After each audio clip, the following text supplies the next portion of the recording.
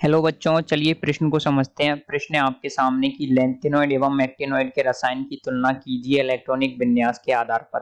तो आपको बताना है इलेक्ट्रॉनिक विन्यास के आधार पर लैंथेनॉइड एवं एक्टिनॉइडों का रसायन क्या होता है। इस प्रश्न की जो मुख्य अवधारणा है वो ये है कि आपको पता होना चाहिए कि लैंथेनॉइड एवं एक्टिनॉइडों का इलेक्ट्रॉनिक विन्यास किस प्रकार से भिन्न होता है। तो आपको क्या करना है, लैंथेनॉइड एल का मतलब लैंथेनॉइड, एन का मतलब एक्टिनॉइड, इनका इलेक्ट्रॉनिक विन्यास किस प्रकार से भिन्न है, इसकी आपको तुलना करनी है।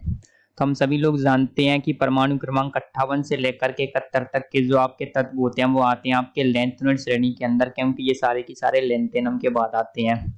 वहीं आपके परमाणु क्रमांक 90 से लेकर के 103 तक आने वाले जितने भी तत्व होते हैं वो आपके एक्टिनियम श्रेणी के तत्व कहलाते हैं, क्योंकि एक्टिनियम एक्टिनियम के बाद में आते हैं, एक्टिनॉइड श्रेणी के तत्व कहलाते हैं। देखिए, जो आपके लैंथेनॉइड तत्व होते हैं उनको 4f श्रेणी के तत्व कहा जाता है, क्योंकि इनमें जो अंतिम इलेक्ट्रॉन होता है वो सामान्यतः 4f कोश में आता है। वहीं आपके जो आपके एक्टिनॉइड होते हैं उनको कहा जाता है सामान्यतः 5f श्रेणी के तत्व कहा जाता है, क्योंकि इनमें जो अंतिम इलेक्ट्रॉन होता है वो 5f श्रेणी में आता है।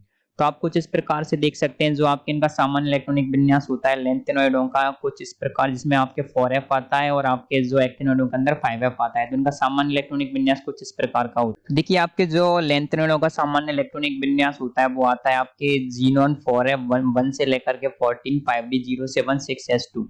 जीनोन का परमाणु क्रमांक होता है 54। तो यहाँ पर रेडॉन का आता है परमाणु क्रमांक होता है 86। तो जिसमें इधर जो आपके एक्टिनॉइडों के इलेक्ट्रॉनिक विन्यास आ जाएगा वो आ जाएगा रेडॉन 5f1 से लेकर के 14 60 077s। तो इस प्रकार से इनका सामान्य इलेक्ट्रॉनिक विन्यास होता है। तो यहाँ पर क्या होता है, ये आपके आता है 4f कक्षक के अंदर आते हैं इसमें अंतिम इलेक्ट्रॉन सामान्य तौर पर, इसमें अंतिम इलेक्ट्रॉन 5f कक्षक के अंदर आते हैं।